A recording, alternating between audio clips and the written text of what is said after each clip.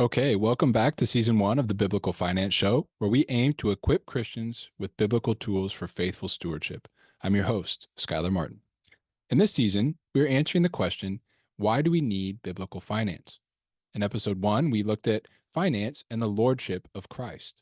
We need biblical finance because Christ is Lord, not just over some areas of our lives, but over every area, including our finances. In episode two, we saw that we need biblical finance because God's word is sufficient, authoritative, and clear, even when it comes to finance. In episode three, we learned that the priority of the redemptive and cultural mandate necessitates our grasp of biblical finance. So, in our episode today, we're going to look at biblical finance while considering the doctrine of stewardship. The term steward is used regularly in church settings, but it's rarely defined. It's sort of expected that you just know what a steward is.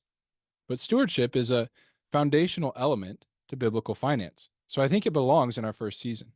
Stewardship is even in our purpose statement, so we should probably talk about it in this season. So first, I want to ask, where does the doctrine of stewardship come from? Well, the word steward is translated from the Greek word oikonomos. It means manager or administrator of a household or estate. It's even used in Romans 16:23 in reference to a city treasurer.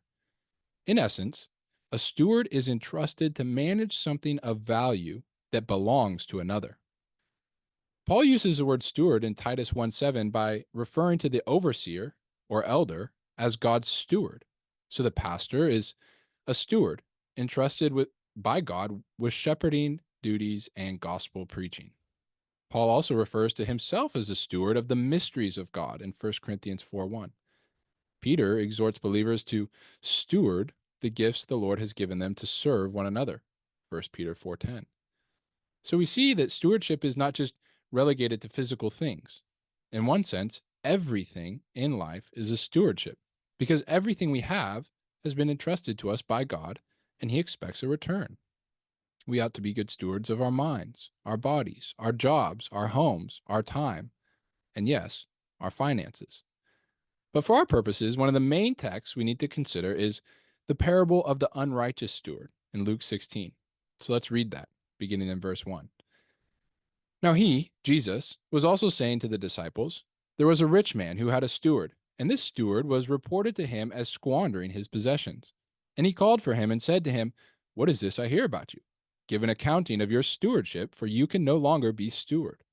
And the steward said to himself, what shall I do, since my master is taking the stewardship away from me? I'm not strong enough to dig. I'm ashamed to beg. I know what I shall do, so that when I am removed from the stewardship, people will take me into their homes. And he summoned each of his master's debtors. And he began saying to the first, how much do you owe my master? And he said, 100 baths of oil. And he said to him, take your bill and sit down quickly and write 50. Then he said to another, and how much do you owe? And he said, 100 cores of wheat. And he said to him, take your bill and write 80. And his master praised the unrighteous steward because he had acted shrewdly. For the sons of this age are more shrewd in relation to their own kind than the sons of light. And I say to you, make friends for yourselves from the wealth of unrighteousness, so that when it fails, they will take you into the eternal dwellings. He who is faithful in a very little thing is faithful also in much. And he who is unrighteous in a very little thing is unrighteous also in much. Therefore, if you have not been faithful in the use of unrighteous wealth, who will entrust the true riches to you? And if you have not been faithful in the use of that which is another's, who will give you that which is your own? No servant can serve two masters, for either he will hate the one and love the other, or else he will be devoted to one and despise the other. You cannot serve God and wealth. Now, there's a lot to unpack in this passage, and we're not going to cover everything, but I believe it's important in our discussion of stewardship because we see several principles of stewardship in this passage, and we're going to walk through some, which a few have been drawn from Randy Alcorn's book, Managing God's Money, a Biblical Guide. So first, every steward service will one day end, and he or she will be called to give an account of that stewardship. We see this principle in Romans 14, verse 2. The Lord will review what we've done with what he's given us, whether our gifts, our health, our possessions, our time, our families, etc. We only get one chance with the stewardship entrusted to us. There are no do-overs. Second, the steward is expected to be wise. Stewards must be forward-thinking, looking ahead and considering how to use what we have now for eternal purposes. They should be shrewd, trying to get the best return on everything entrusted to them. Now, this is easy to grasp when it comes to money, but what about a home or your body? How do you get a return on these things? And when it comes to the home, I'm not talking about selling a home for more than you bought it. I'm talking about using it for God's glory, stewarding it well. So here's some considerations for the home example. Do you use your home to host fellowship gatherings? Is your home a place of hospitality? Is your home a place of worship, prayer, and discipleship? Do you take care of your home as if it were a gift from the Lord? These are just a few ways that you can be a faithful steward of a home. It's not just about selling it for more than you bought it. It's the same principle with our bodies. Do you take care of the body God has given you? Or is your mentality, it doesn't matter, I'm going to die anyways? You're expected to take care of your body to the best of your ability, so you can be useful, energetic, and if you're a man, to protect your family. Now, there's much more that could be said. I hope those examples are helpful. But the point is that with every stewardship entrusted to us, we are expected to be wise and proactive. Third, we see something important about money. Jesus does not tell us to stay away from money. Rather, he teaches us that money can be a tool employed for his kingdom. Think about it. Who pays for Bibles to be spread throughout developing countries? Who pays for church buildings to be built? Who funds church planters overseas? All these activities require some sort of capital. Christians aren't only expected to provide for their families, they're expected to partner in the spread of the gospel, beginning with their local church. Fourth, we see that by our faithful stewardship, we can make eternal friends. Believers who will welcome us into heaven because our material assets were used to affect their lives. I mean, think of the joy it will be to meet someone in heaven who heard the gospel because you helped fund an organization that prints biblical resources in their language. I mean, what a thought. So in sum, this passage teaches us that we should carefully invest our financial assets, gifts, and opportunities to have an impact on people for eternity, as Randy Alcorn says.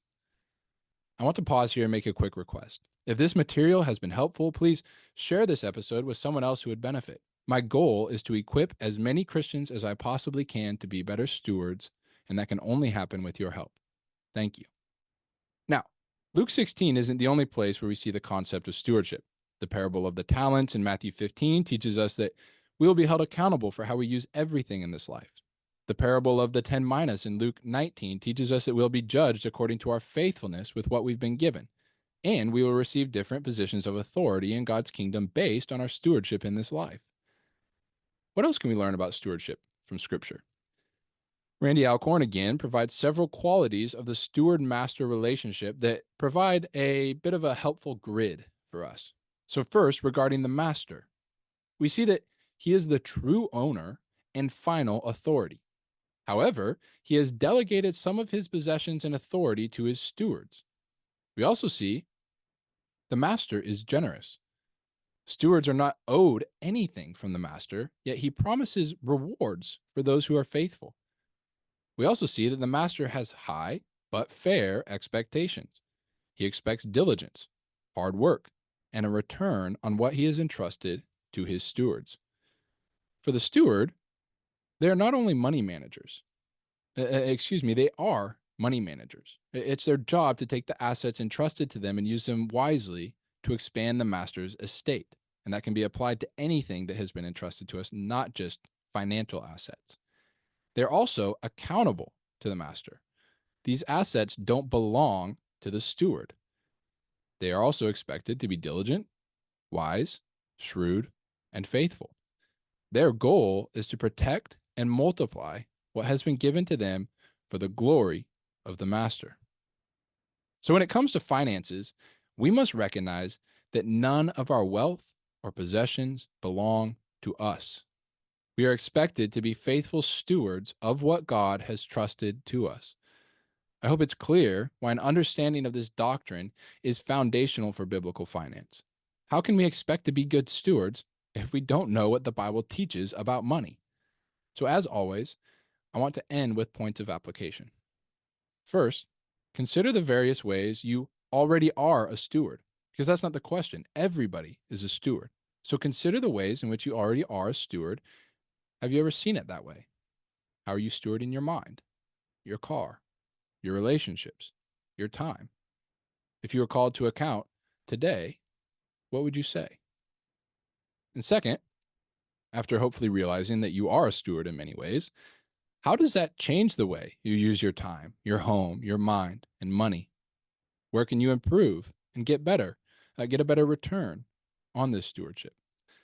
At the core, the goal of this podcast is to see what God says about finance, and my prayer is that we will all be found faithful when we are called to account for our stewardship in this short life. We need biblical finance because as God's stewards, we will stand before Him one day to account for how we manage the money and everything else He has entrusted to us. As always, thank you for listening, and may your aim be to please Him in all respects.